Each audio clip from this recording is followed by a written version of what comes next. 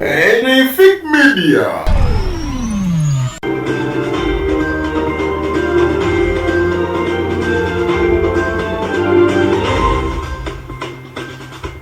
Waganunga tani kentia andi Prima ne Geosteady basobodde okuba nga badingana. Ssegirinya Muhammad wamu ne Alan Ssewanyana batabukidde Principal Bobi Wine otulekeredde.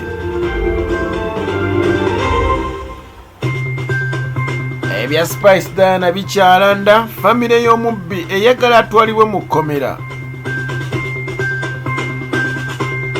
Ate ye Eddy Kenzo yavudde mu mbeera n'akanyugira omuwagizi akazindaalo.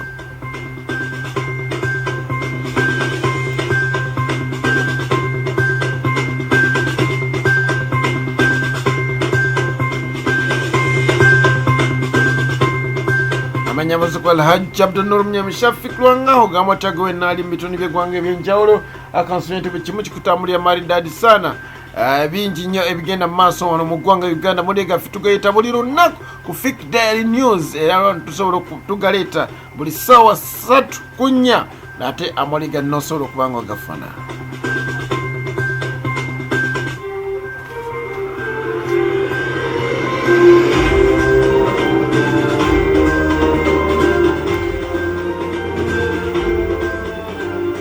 Prima Kadarshi emabega ko yasobodde okuba nga alabikako ng'ekyamazima pepe ya ne medimo ate kyaddaaki asobodde okubeera nga akomawo mu ggwanga lyattu Uganda bw'atyo naddingana ne yali muganzi we oba muninkini we Geosteady. Bano nno jjukira nti baayawukana mu mbeera etali nnungi ey'okuweerezeganya ebigambo era oli n'ayimba wakayimba.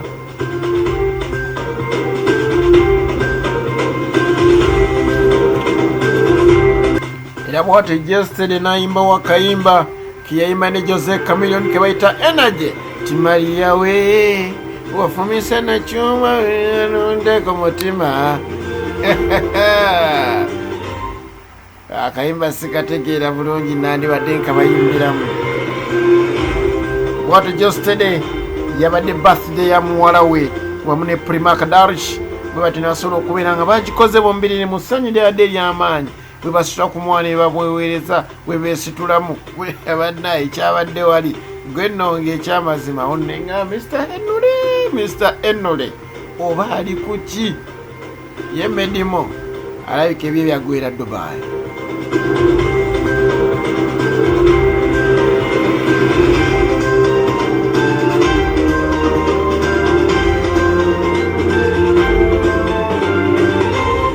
Alan Ssewanyana wamu ne Muhammad Ssegirinya ba honorable banene abaasibwa ku nsonga z'ebijambiya ebyali Masaka wamu n'emisango emirala kyaddaaki basobodde okubeera nga tebasisinkana omu ku bannamawulire ono nno nga ye Kasuku Wazabang eyagenzeyo ne Kayima Shafik okusobola okuba nga ate babakyalira wali mu ekigo ebibate mu kkomera.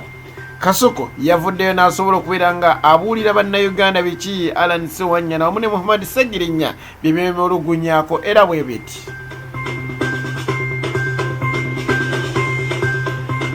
Basobodde okubeera nga bagamba nti abannabayafuzi batono nnyo abasobodde okubeera nga bakyalirako nga mu bo mwe muli Kano Dr. Kizza Besigye Kifeefe, Matayasi Mpuuga, Honorable Nsamba,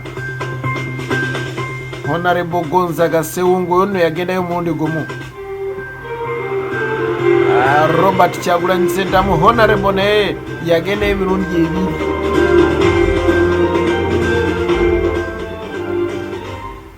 Mulala nno mwerabidde Shame Malende n'abalalawo abatonotono besobodde okubeera nga neerabira aba Lord Mayor Salongo Elias Lukwago ne Ibrahim Semujunganda n'abatonotono be basobodde okubeera nga boogerako naye bavuddeyo ne bagamba nti beewuunya nnyo ate bano.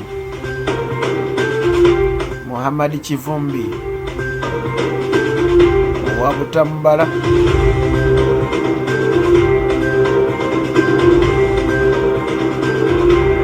Honorable Robert Kyagulanyi Ssentamu ono nga bagamba nti ekyamazima ye principal netakoze kimala okulaba nga ateekawo embeera ebagiza mu kkomera nga bo ebagiteekawo ng'atwaliddwa mu kkomera.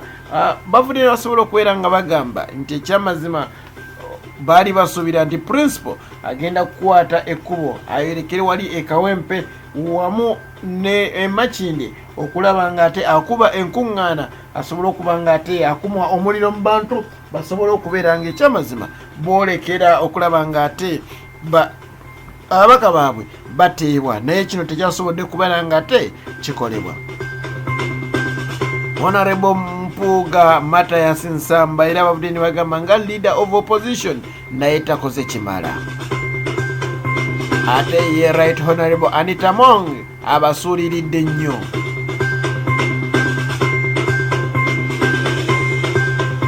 Muhammad Ssegirinya yavudde n'agamba nti ekyamazima kyo kyasobodde okuba nga ategeera nti yali atandise okukola ebintu bye bitonotono gamba ng'eddwaliro okusaka ambulance wamu n'ebintu ebirala nti bino kyeyika byali biruma nnyo ababaka bannaabwe era ekyamazima byabakosanga ensonga lwaki tebabafuddeeko.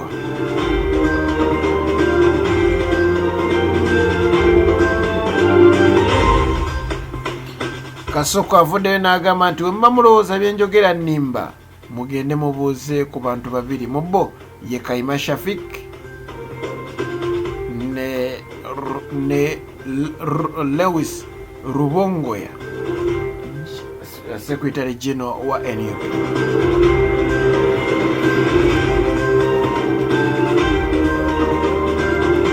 Ebyo bya Spice Diana ekyamazima bikyalanda anti famire y'omubbi ono nno eyakubibwa mu kikomera kye agenda otuusibwa mu ddwaliro bw'atyo nassa omukka ogw'enkomerero. Kino nno kigambibwa nti yakubibwa n'alekamu kikubwa mukono.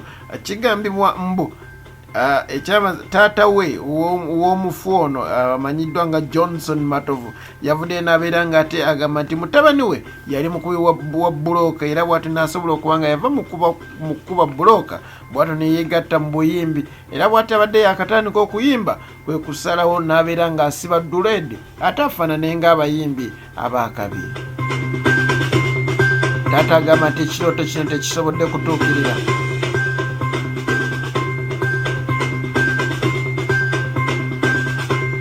Agamba nti nze sakkiriziganya na mwana ono okuba nti yeegatta mu kuyimba olw'ensonga nalowooza nti ababeerayo bonna baba bayaayi era y'ensonga lwaki nayagala nnyo okuba nga akola emirimu emirala. Taata yavudde n'abeera nga agamba nti mutabani wange ono bwe yalaba nga tutandise okuba nga tusikangana omuguwa kwe kusalawo ate apangise okumpi n'ewaka bw'atyo naye aviire ennyumba enkolo. Kyamazeemu amaanyi era kyatumazeemu amaanyi g'abadde mangi bwe twakizudde nti ekyamazima omwana ono yattiddwa. Bwe twategeredde nti omwana attiddwa yabadde musawo wali emulago yasobodde okuba nga akuba essimu n'aŋŋamba nti jangu okime mutabani wo mufu. Omusawo ono saasobodde kuba nga mutegeera kuba n'ennamba ye saasobodde kuba nga ngitegeera kuba yabadde private number. Okusinziira ku mwannyina yasobodde okubeera nga omwannyina w'omugenzi yavudde n'agamba nti ekyamazima Spice Diana yetaaga ateekebwe emabega w'emitayimbwa kubanga ali mabega w'emisango gino. Naye okusinziira ku maneja we maneja Roger avudde n'abeera ng'agamba nti Spice talina kyamanyi ku byatuuse ku muvubuka ono era nabo babirabira ku TV na ku Fake Media.